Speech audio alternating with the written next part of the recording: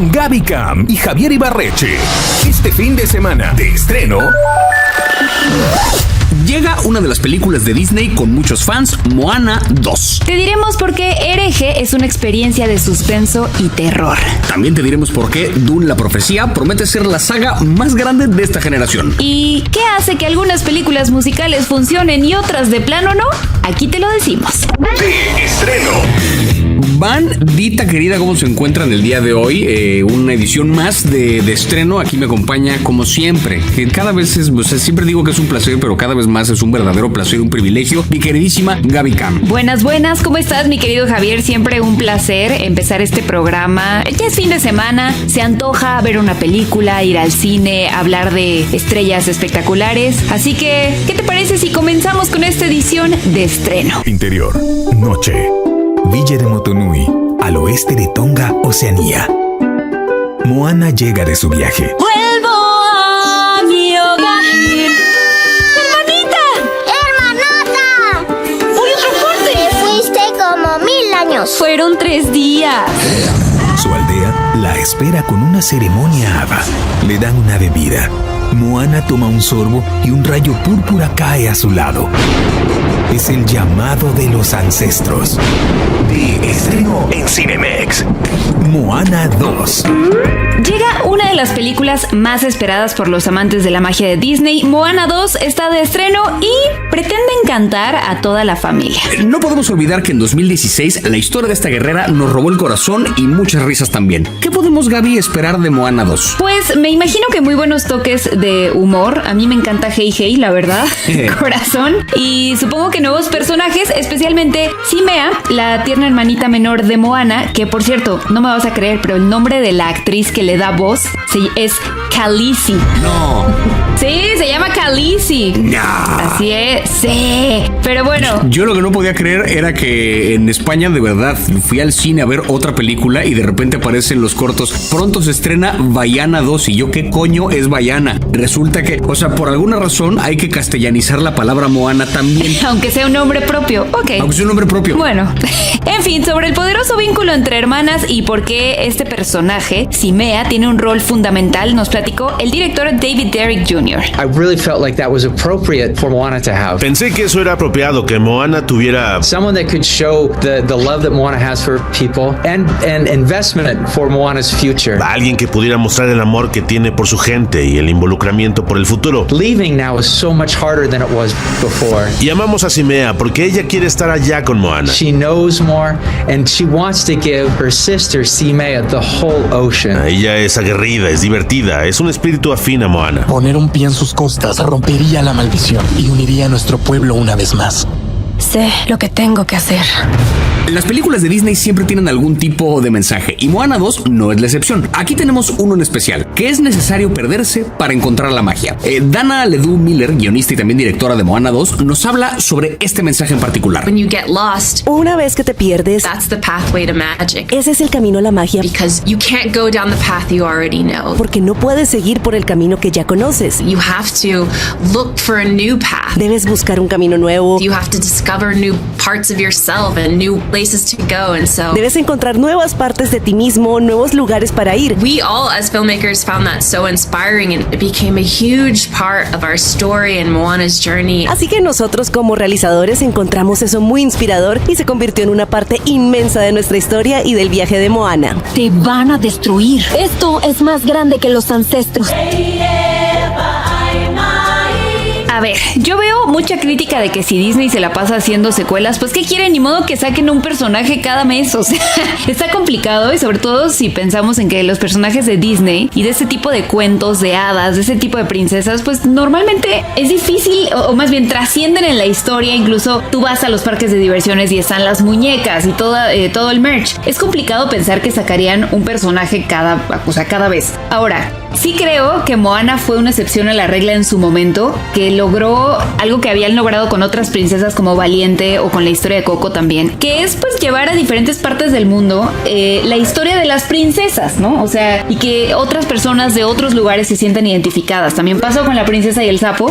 ¿Hacía falta una secuela? No estoy segura. Sí, que esa es un poco la parte que más se cuestiona, creo, porque el tema de una princesa guerrera llevado a un contexto fuera de Norteamérica o fuera de Europa, que es donde solemos ver princesas de Disney, creo que esa parte es muy valiosa y eso lo tiene la primera película de Moana. La segunda parte, como pasa con muchas secuelas de Disney, es donde viene como la duda, porque es como, esta película se construyó como una historia individual, ya se contó, ya se cerró, el sacarle una secuela que no necesariamente estaba planeada desde el principio, suena como a querer exprimirle más a un personaje que quizá ya no tiene más que ofrecer. Igual y sí, igual y nos equivocamos, igual y tiene un montón que decir, pero ha pasado más de una vez desde hace varios años que la segunda parte de una película de una princesa va directo a distribución en VHS o DVD, ahora directo a streaming, pero porque como que es una película que no tiene tanto más que contar que la primera, ni siquiera la apuesta en un estreno en cines. Moana 2 sí que le están apostando a un estreno en cines, entonces a ver si le sale bien la apuesta, porque en una de esas termina siendo una secuela más de las que nadie pidió y terminamos olvidándola también. También podría ser que es buena publicidad para el live action, quién sabe. O sea, como que Disney está con sus películas anunciando sus demás películas, entonces ya veremos. Bueno, algo que yo sí le reconozco a las dos partes de Moana es el cast que han hecho, que ha sido gente realmente originaria de Hawái, como es el caso de Auli, como es el caso de Dwayne y como es el caso también de Nicole Scherzinger, que hace parte de esta historia donde perderse dentro de una tormenta y tener por primera vez una tripulación, una hermanita esperando en tierra, canciones y por supuesto el reencuentro con Maui, pues son muchos de los elementos que harán que no te quieras perder Moana 2, una secuela llena de corazón con todo el poder del océano. Storytime de estreno. De Estreno Airlines le da la bienvenida al vuelo 237 con distintas escalas para conocer a las princesas Disney por el mundo. Antes del despegue, pongan sus celulares en modo avión y abróchense sus cinturones de seguridad. Hola y bienvenidos al vuelo 237. Les habla la tripulación a cargo de este vuelo, Javier Ibarreche y Gaby Cam. En este momento estamos sobrevolando la Polinesia, hogar de la princesa Moana, la primera princesa Disney en representar a Oceanía como continente. Su primera película recaudó más de, escuchen esta cifra, $600 millones. Y la segunda parte se acaba de estrenar en cines y se espera, se supone, se vaticina que quizá supere incluso el $1 billón. Tú subirás a mi bote, cruzarás el océano y regresarás al corazón de Tepi. Yo soy Moana de Motu Nui. Estamos arribando a uno de los lugares más impresionantes de nuestro recorrido, el Palacio Imperial de la Ciudad Perdida en China. En este lugar, la princesa Mulan salvó China después de derrotar al ejército Uno mientras demostraba a toda una generación que el género no es un impedimento para luchar por los que amas. He oído hablar mucho de ti, Fa Mulan. Robaste la armadura de tu padre, huiste de tu casa, suplantaste a un soldado, engañaste a tu oficial al mando, deshonraste al ejército, destruiste mi palacio y nos has salvado a todos. Tripulación sobrevolando los 10.000 pies. En este momento pueden hacer uso de sus dispositivos y voltear por sus ventanillas para que vean a la princesa Jasmine volando en su alfombra mágica. Ella nos está saludando. Jasmine es la primera princesa Disney no europea y se le atribuye haber introducido la diversidad en general en las princesas Disney. Por favor, trata de entenderme. Nunca he hecho algo por mí misma. Nunca he tenido un amigo de verdad.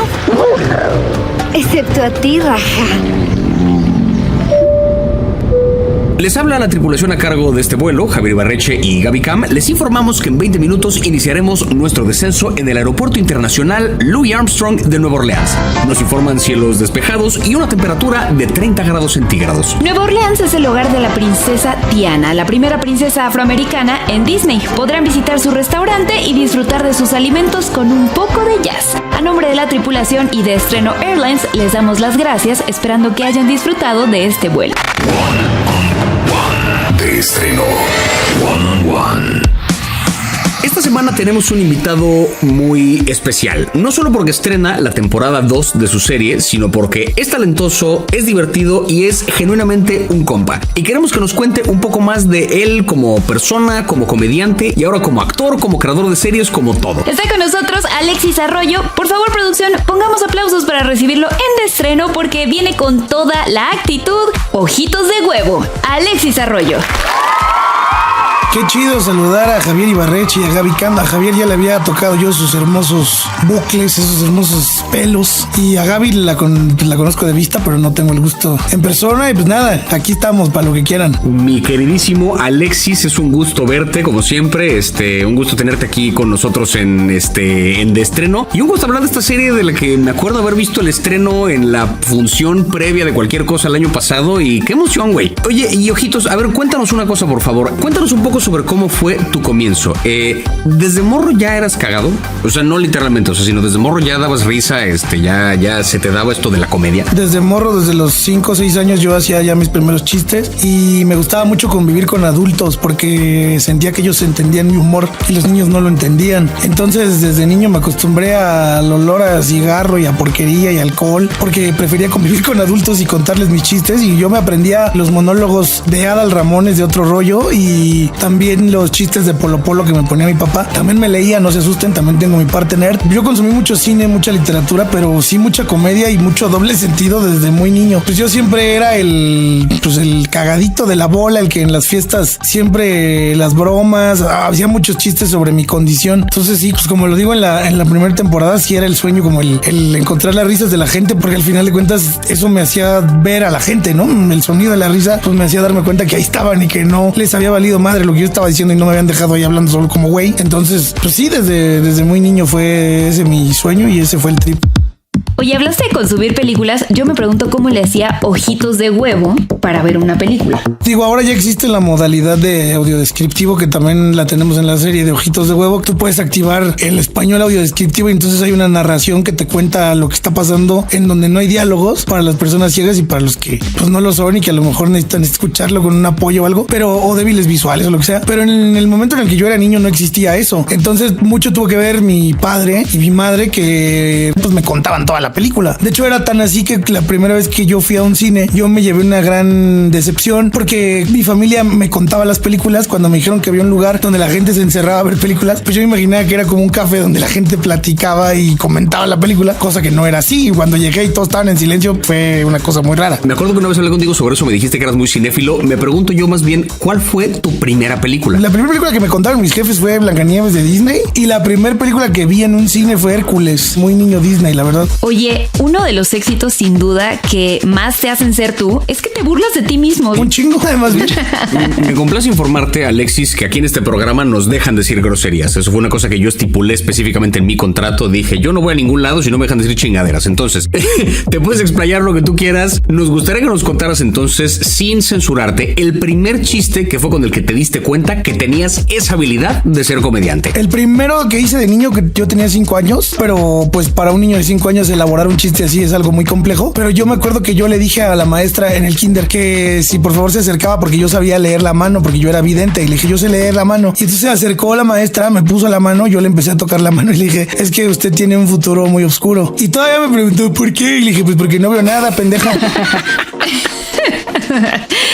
¿Y cuál sería uno de esos chistes que te funcionó ya en un escenario como comediante? Un chiste que también se replicó en la serie y que es chistoso porque más que chiste es una anécdota. Yo tuve una exnovia que me puso el cuerno con un manco. Esto es chistoso porque es verdad, ¿no? Y yo decía, bueno, por lo menos yo tengo pito y no muñón. Y luego nunca faltaba el que me decía, pero es que por algo te cambió porque no sabes qué cosas sabía hacer con el muñón. Y yo decía que mi exnovia pues era reclutadora del Teletón y que si un día alguien estaba muy deseoso y muy ansioso por pasar un buen momento con ella, simplemente tenía que mandar un mensaje al 999 y ella en corto iba a llegar hasta su hogar, ¿no?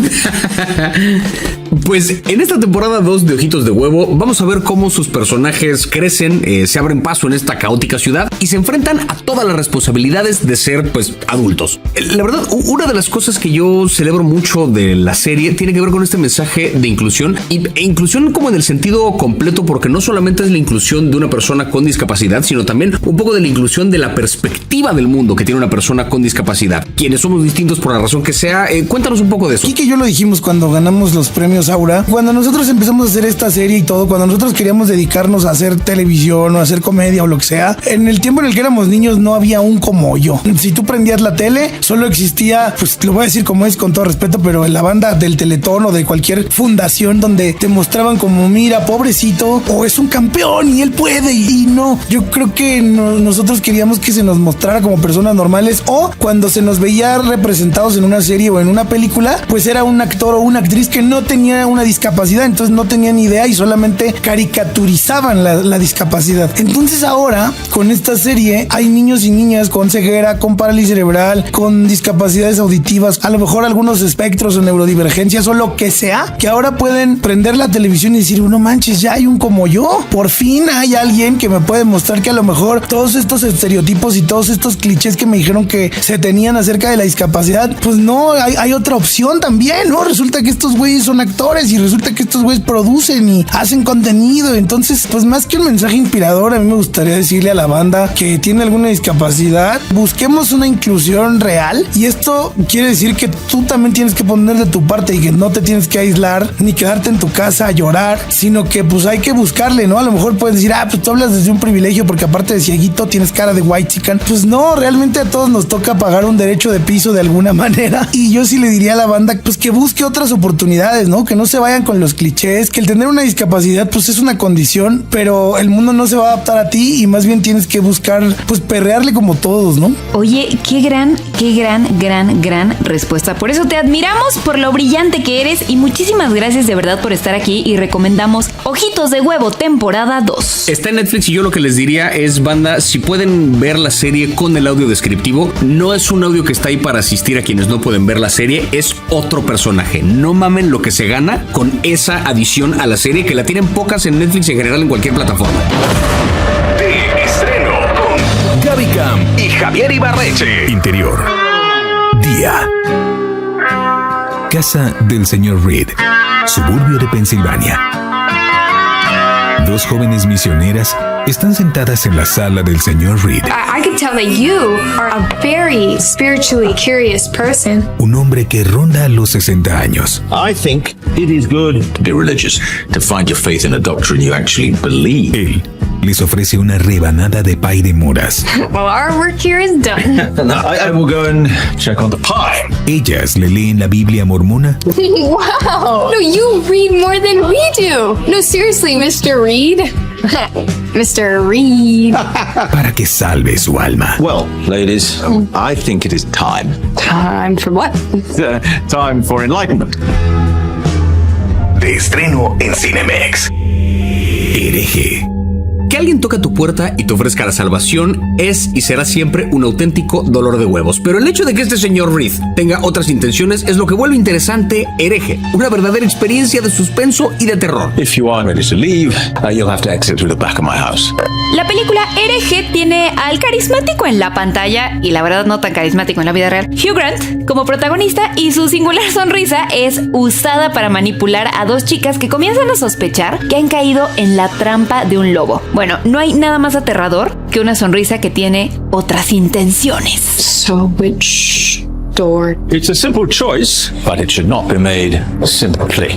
Belief or disbelief. Creo que la premisa de Hereje es en cierto sentido original, porque más allá del peligro físico que el personaje de Hugh Grant puede tener frente a las misioneras, en realidad la amenaza radica en que alguien se atreva a ponerte pruebas que cuestionen tu forma de ver la vida y tu mundo. Poco a poco, las hermanas misioneras ven cuestionadas sus creencias y su visión de cómo funciona el mundo, todo esto resultado de las preguntas ingeniosas que hace el personaje de Hugh Grant. The only way out is through. Is this the game?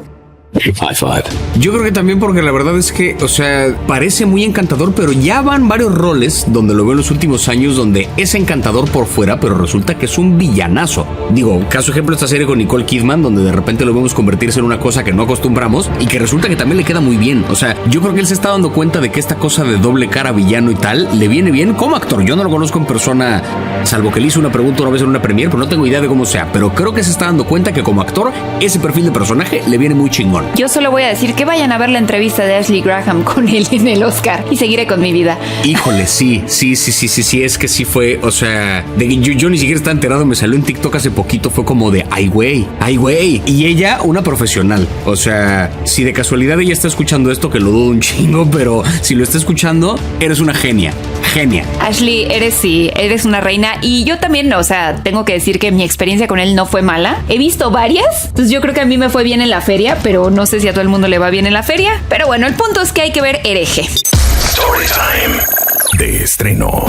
Es un género que divide opiniones. Hay quienes lo aman, otros tantos que no lo soportan. Y es que si algo podemos decir es que las películas musicales no son para todo mundo. Y tampoco todas las historias son aptas para los musicales. Joker. Perdón, Joker. Bueno, pero ¿qué hace que algunas películas musicales funcionen y otras no? En este Storytime, y hay que decirlo a título muy, pero muy personal de Javi Cam, te contamos algunas razones por las que algunos musicales nunca debieron ser musicales.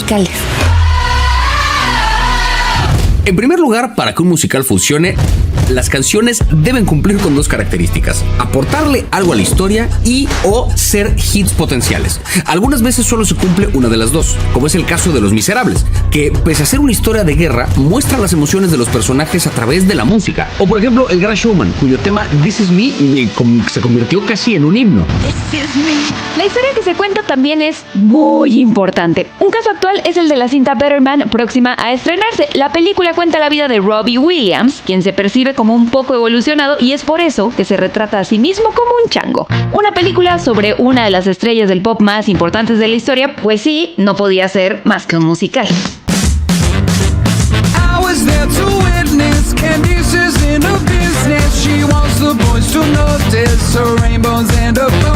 Pero aquí un poco la pregunta, ¿por qué una cinta como Joker Folie à Deux no funcionó?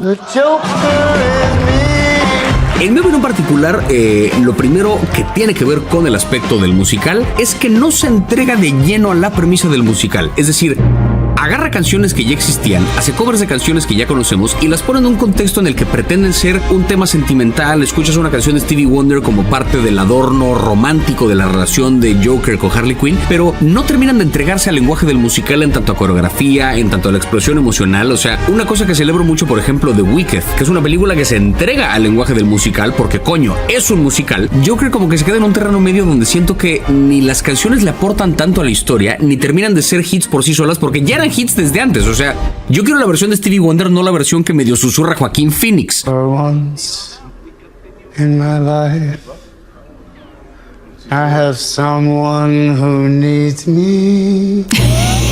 Eso y que son demasiadas canciones.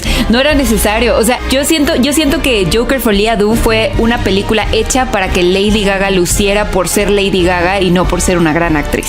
Ahora bien, yo, Gabriela, me atrevería a decir que otro factor que para mí es muy importante para que un musical funcione es que sus protagonistas sí canten.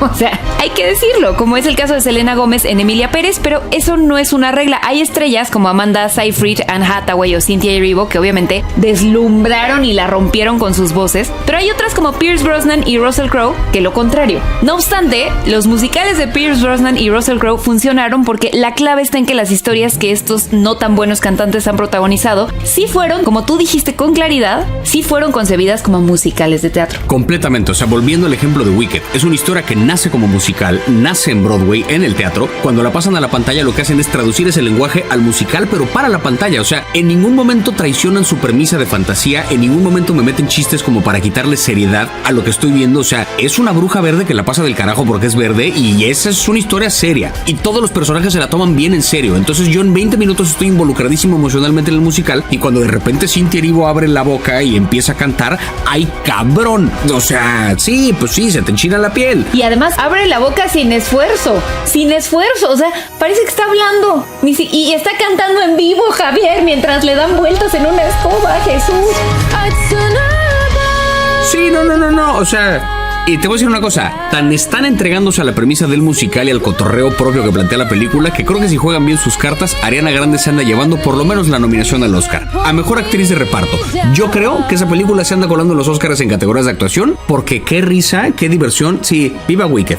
De acuerdo, completamente de acuerdo. Y ojalá se lo lleve Cynthia Erivo porque se lo merece. Bueno, y habiendo dicho todas estas cosas maravillosas de Wicked, Ceci de la Cueva, quien da voz en español a Glinda, nos contó cómo hasta ella, que protagonizó la versión en teatro, tuvo que hacer casting. Por lo menos en mi vida no hay coincidencias, como que hay cosas que son muy claras. Yo conocí Wicked hace 21 años a través del disco, y cuando yo escuché ese disco y escuché esa historia, por primera vez me di cuenta que yo toda mi vida había sido verde y que ser verde no nada más estaba bien, era poderoso. Años más tarde, despierto un día, checo mis mails como para ver, porque estaba en función de mentiras, que me iba a tocar hacer algo, y veo la convocatoria de Wicked y se me bajó la sangre. Dije, si yo no me quedo con esto, voy a vivir perennemente triste. Preparé mi audición y tuve la oportunidad de ganarme la oportunidad de interpretar a Glinda. Y un día me fui de vacaciones a Los Ángeles, y a mí me gusta ir a Disney, me gusta ir a Universal, a hacer el tour por los foros, y voy pasando en el carrito y veo un enorme póster que decía Wicked the Movie, y dije, ¿qué?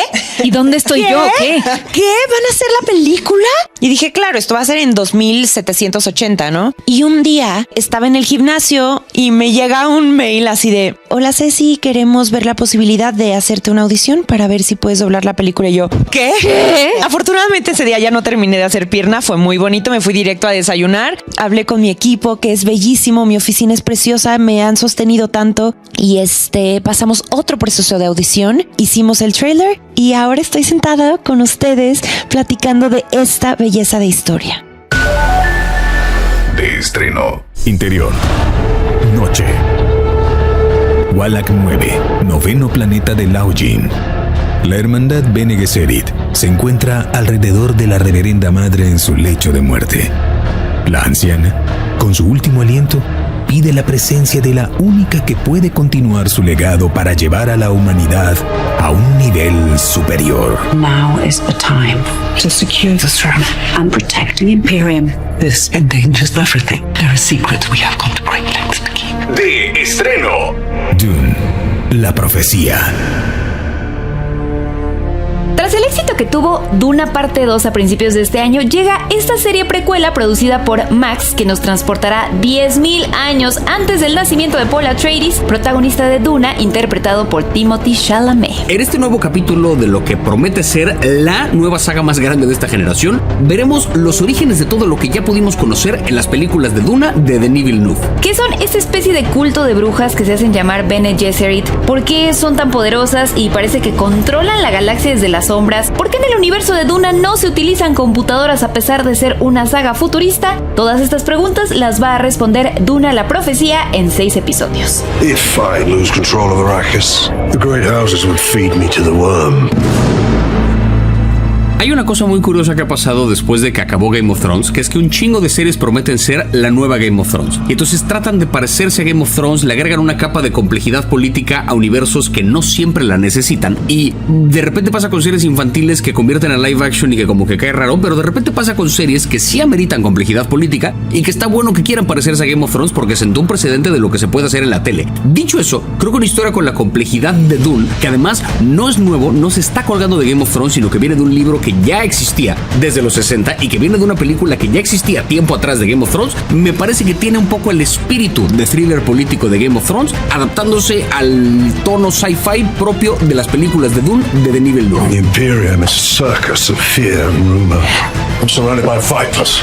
Y a mí esto no me sorprende porque además Duna, y hay que decirlo aquí en De Estreno y lo hemos dicho muchas veces, Duna ha inspirado muchas historias de las que conocemos en la actualidad. Entonces no sería raro que se parezca a otra, y no porque la esté plagiando, sino porque en general el universo de Duna ha inspirado muchas otras historias. Es un poco qué fue primero, el huevo o la gallina. Pero bueno, además de la trama de intriga política para obtener el poder, Max no tuvo ningún miedo, pero ninguno, en hacer una serie para adultos en la que la violencia, la crueldad, el erotismo, todo todo está presente en todo momento. En esta historia seguiremos a Valia Harkonnen, uno de los antepasados del barón Harkonnen y Paul Atreides, y su búsqueda por colocar a la hermandad Bene Gesserit en lo más alto del poder intergaláctico. Por lo que les prometo que si vieron las películas de Duna y no entendieron muchas cosas del universo, esta serie les va a rellenar todos esos huecos y les va a enriquecer muchísimo más la experiencia de entrar a este universo. Así que si están buscando una serie llena de intriga, traiciones, ciencia ficción y grandes efectos especiales con toda la calidad de producción garantizada por Max, Duna la Profecía es la serie ideal para ustedes.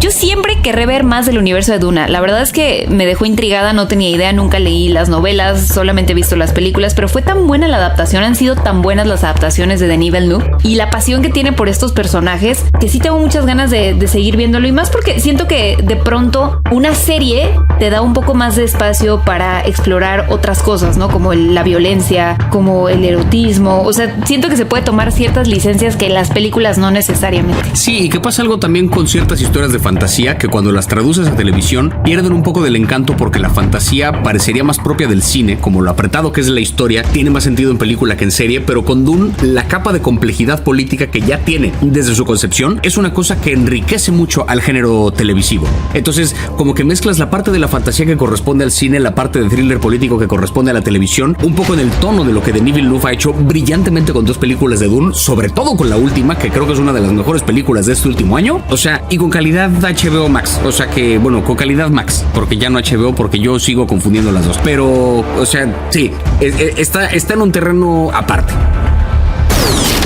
La próxima semana estará de estreno. Con El Señor de los Anillos, la guerra de los Rohirrim, perdonen si acabo de masacrar esa palabra con esto último que leí, pero no estoy seguro cómo se pronuncia. Viajaremos 183 años antes de los eventos narrados en la trilogía original de las películas para conocer un evento decisivo en un mundo animado. En Cinemex de estreno esta semana tienes una cita con la magia de Moana 2 y el suspenso de Hereje. Para quedarte en casa, en Max, Dune, la profecía, es la serie ideal para los que les gusta la ciencia ficción. Y si no, Ojitos de Huevo temporada 2 te espera en Netflix. Recuerda que este programa lo puedes encontrar en su versión o formato podcast en absolutamente todas las plataformas, y si tienes alguna duda, pues ve a @deestreno_mx. A nosotros nos puedes seguir en las redes sociales como @ibarrechejavier con J, no Xavier, con J. Y @GabyCam40. Correcto, yo no tengo ninguna escuela para mutantes. A mi compañera la encuentran como @GabyCam40. Y nada, banda, un placer tenerles aquí una semana más en De Estreno. Nos escuchamos la próxima semana para cotorrear más sobre series, más sobre películas. Y nada más que agregar, qué placer, qué rápido se me van estos programas, GabyCam. Siempre es un placer conversar contigo, que además ustedes escuchan la versión editada de estas conversaciones porque realmente duran como 3 horas y media. Pero esperemos que lo disfruten. Nos escuchamos la próxima semana aquí en De Estreno. Chaito. Gracias por acompañarnos una semana más en De Estreno con GabyCam y Javier Ibarreche y todo su Dream Team. Este contenido on demand es un podcast producido por Radiopolis Podcast. Derechos reservados. México 2024.